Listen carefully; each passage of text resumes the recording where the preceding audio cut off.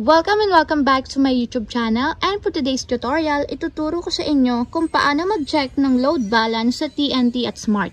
But first, kindly subscribe to my channel and don't forget to hit the subscribe button and the bell to notify you for the new updates. And if you want to learn more, just keep on watching and let's start.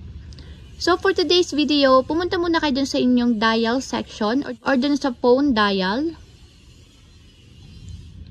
So yan, pag andito na kayo sa phone dial ng inyong mobile phone, i-dial nyo lang yung asterisk 123 number sign. Take note, ito ay para sa TNT and Smart user lang.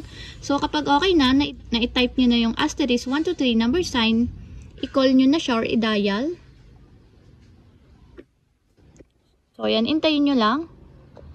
So yan, pagka-dial, ganito yung lalabas. Meron siyang instruction. So para makita yung load balance ng inyong SIM, so yan, kung makikita nyo, nandito sa pinakababa, yung parang balance and services niya. So nasa number 9 siya. So ang gagawin nyo lang, i-reply nyo dito yung number 9. Katulad nito.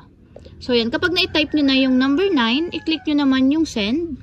Then wait lang ulit natin yung reply. So yan, pagka-send nung 9, ganito naman yung lalabas. I-reply nyo naman yung number 2 since yung balance ay nasa number 2. So kapag na-type nyo na yung number 2, i-send nyo ulit.